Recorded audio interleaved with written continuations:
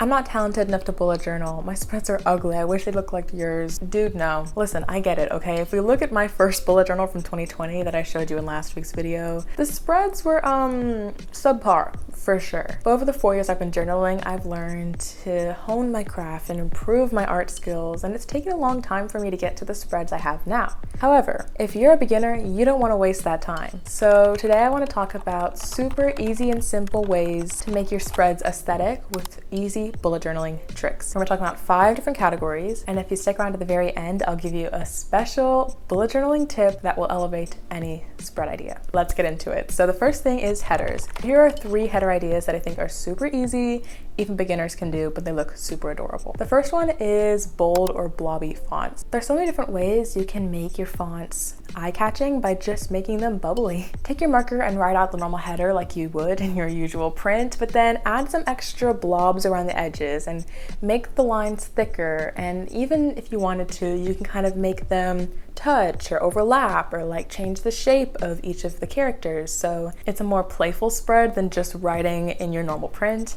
And it just is super easy because you're literally just drawing blobs. The second thing is stamps. So this is something you may need to get a set of stamps for. So I have a set of vintage stamps and they all have this serif font. So it makes it super easy for me to do my headers because I just tap it into the stamp pot, push it on my page, and it already has this vintage aesthetic look, and I literally didn't do anything. It's literally just a stamp. But if you don't have stamps or you don't want to get them, whatever, this is also an easy way just to play around with serifs in your font. So like I said, just write a normal header first in a pen or marker, whatever it is, and then go onto the tops of each letter where a serif would be, aka a serif is like little ticks at the end of each character, and draw the little serifs. And you can play around with the shapes too, like you could do like little hearts at the end or little dots instead of a line like usual. The last one here is faux calligraphy. Now I have a bajillion calligraphy tutorials on my channel if you're interested. Calligraphy is something you really have to practice and learn, and it takes time to learn your style and to get used to pressing thin or thicker strokes whenever you're actually writing out the calligraphy and brush lettering. However, faux calligraphy is super easy. So if you know cursive, this is perfect for you. Basically, you just write out your word in cursive or in print, and then you add extra lines on all the downstrokes, because basically in calligraphy, all the upstrokes are super light and then all the downstrokes are usually thicker. So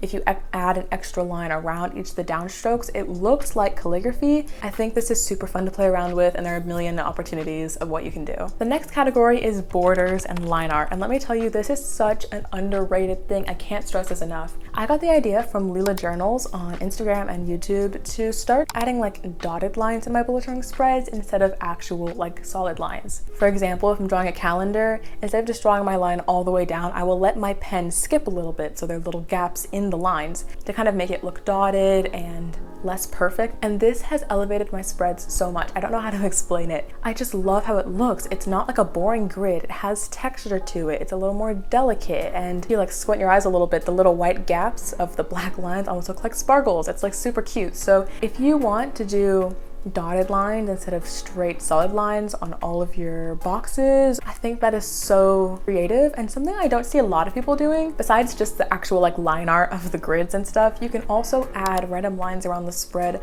with a marker. This is such an easy way to just add some decoration. If you want to just draw little squiggles in the corner, I did that for my July theme like last month. I just felt like one corner of the spread wasn't giving enough. So I took my marker, literally made some squiggles, like 2 or 3 of them in a light pastel color, and it just gave something extra to that part of the spread that wasn't there before, and it took me literally 2 seconds. Same thing goes for blobs. So squiggles, blobs, cross hatching, like grids, little patterns, like if you did star patterns, like in a line or in a grid, that kind of thing. That is super easy way just to use one singular marker and add some more life to the spread. The last thing here is borders. So kind of like I mentioned before, you can do borders in a dotted line, or you could do something fun like squiggles all the way around. If you use like 2 different pens, if you just use your creativity, see what works, see what doesn't, and you will have an aesthetic bullet journaling spread. If you're liking these tips that I'm giving you so far in this video, I definitely would appreciate if you went and subscribed down below.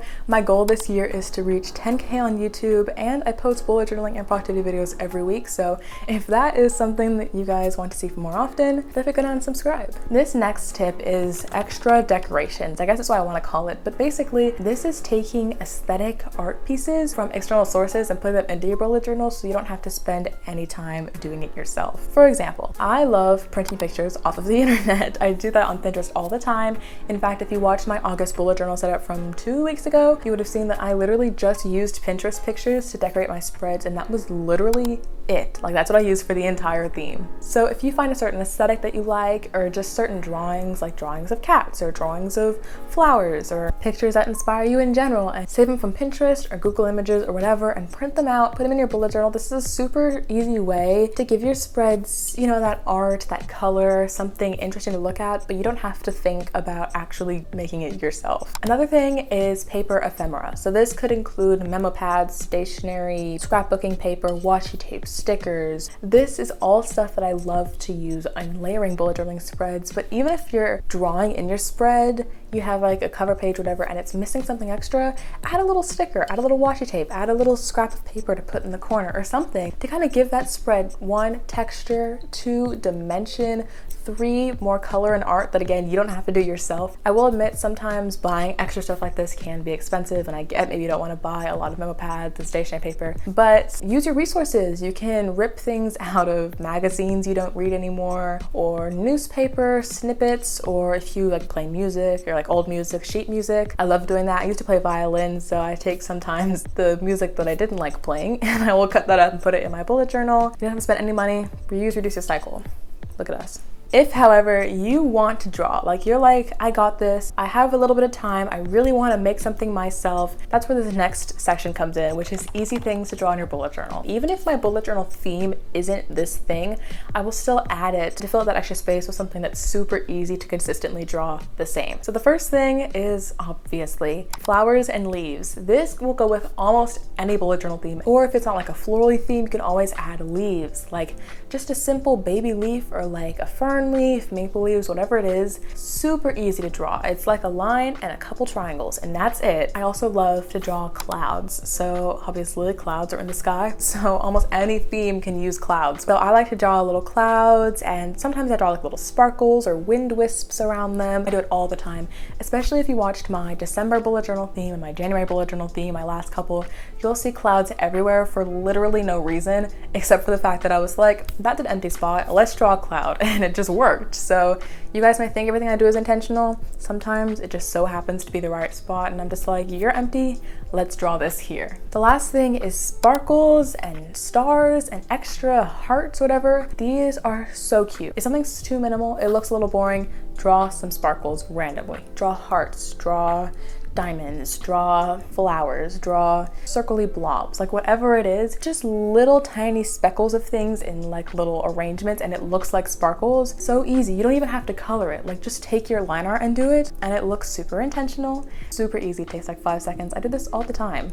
All right, and lastly, if you are ready to get that bullet journaling train moving, you want to get a theme put down, but you don't want to spend forever on it, here are some really simple theme ideas that work with any bullet journal. It'll take you like max 15 minutes to do, and it's super cute. The first thing, once again, is florals. I'll make this super short and quick, but literally just draw flowers. You can draw realistic flowers, cartoonish flowers, abstract flowers, whatever it is.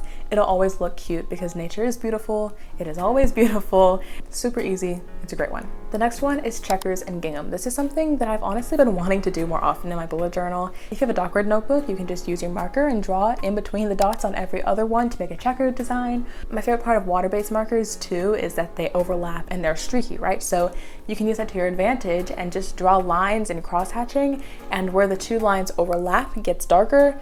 Boom, it's a gingham fabric. That's literally what the pattern gingham is. If you want to up that layer, you can also do some kind of plaid pattern, but that also requires a couple extra colors, and probably looking up some pictures of plaid to kind of see like where the thin and thick lines are, see what color matches are better. The next one is blobs and geometric shapes. So take your favorite color palette, whatever it might be, 2-3 colors, draw marker blobs in whatever shape you want, like diamonds, hearts, random like inorganic blobs. And then something I like to do to also add to this is sometimes I'll take a black fine liner and almost outline each of the blobs, but offset it a little bit. So like if the pink circle is here, then I'll have my black outline just a little offset. This adds like a 3D effect immediately and create a spread that's super cute. Retro sunset. Let me tell you guys, it doesn't take much at all. You're gonna need a couple colors that kind of make the sunset rainbow from like purple to yellow, but then just do like a 70s graphic design sunset theme. Like draw that little circle at the bottom and then draw the literal triangle wedges of color, fill them in, which is one, super satisfying just to fill them in with like one marker. But that's it. Like you don't need much work at all. It's automatically a cute spread because you can call it vintage and retro even though it took you 5 minutes to do. The next one is skyscrapers and city skyline. If you are a minimal bullet journaling girly, I see you guys out there, this is super easy. Just take a line, literally go up and down like this, boom, you have a skyline, and at the bottom write the month, the date, whatever it is, and that's all you need. You can take inspiration from Amanda Rach Lee. She's done a couple of skyline bullet journal themes before that I've seen that are super easy. It's really just like boxes, add the little 3D effect if you want, color in like the background of them so they look like they're popping out of the page. Add some boxes for windows if you want that. Super simple, super easy, but it looks cute and sophisticated. You're like a city girly, and I think those look adorable. So you are here, you stuck around to the end, so I have a special bonus tip for you. For any bullet journalers out there, this will immediately elevate your bullet journaling themes, and that is color. Hear me out, okay? The right color palette will elevate any spread. Whether you're doing a blob theme like earlier or a skyline theme, or if you're doing your headers in a specific color, if you have a cute color palette, your spread will automatically look put together no matter what you're drawing. Now, I know a couple of you are probably gonna be asking, like, how do I make sure that my color palette is solid? Now, I can teach you a lot of color theory rules, like looking at the color wheel, making sure things are complementary colors or the triangle colors or something like that. And that's totally true. But before that, I just recommend testing your markers before you do a bullet journaling theme. I always have planning pages, like the spread before my new bullet journaling setups, where I test a bajillion markers to see which color combinations go together. Even if I know I'm going to be doing green and pink, like which shade of green and which hue of pink go the best together. And once you figure this out and you find the best combination that you like, then go into your spreads with confidence, because you can know that no matter what I draw, even if I make a mistake, even if something is a little wobbly, even if this looks like a little boring, the colors will elevate the spread because I know they look good together. And overall, the spread will look super beautiful and aesthetically pleasing. I don't want any of you guys in the comments saying your bullet journal is ugly after this video. No ma'am. I hope at least one tip in this video has given you some inspiration. As always, subscribe below for more bullet journaling and productivity videos from yours truly. I post every week, and like I said, I'm trying to hit that 10K, so I really appreciate it if you subscribe. And check out this video on the screen somewhere here, where I flipped through my first bullet journal ever, ugly spreads and all, and talked about 5 mistakes I wish I knew when I was a bullet journaling beginner. Have an amazing week.